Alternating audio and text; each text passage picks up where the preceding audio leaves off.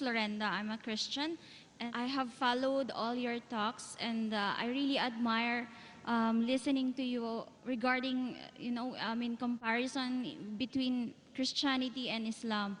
It's my pleasure to ask you a question. Actually, a while ago, it was asked regarding the Judgment Day or the Second Coming. I believe that Christian and Muslim believe on that, and both religion are preparing on the Judgment Day. I have a friend who is a Muslim, and he always told me that I'll be safe in Islam. Now, I wanted to ask you, what's the difference between preparation of Christian and the Muslims to be safe in the second life, and how you will encourage me to embrace Islam?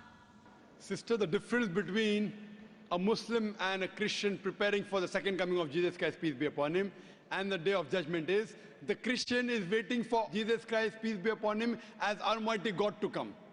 We Muslims are waiting that he will come and clarify that he is not God.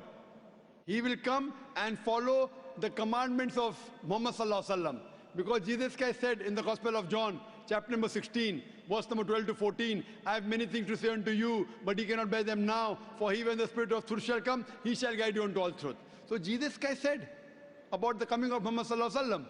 So if I have to help you, I will tell that follow the teachings of Jesus Christ, peace be upon him, and believe in Prophet Muhammad, peace be upon him. Only if you believe in Prophet Muhammad, peace be upon him, will you be safe on the day of judgment. So to help you, I would say that besides believing in Almighty God, you have to believe that Jesus is a messenger of God, and you also have to believe that Prophet Muhammad, peace be upon him, is the messenger of God, sister. Sister, do you believe that there is one God? Yes. Do you believe Jesus is God or is he a messenger? Messenger.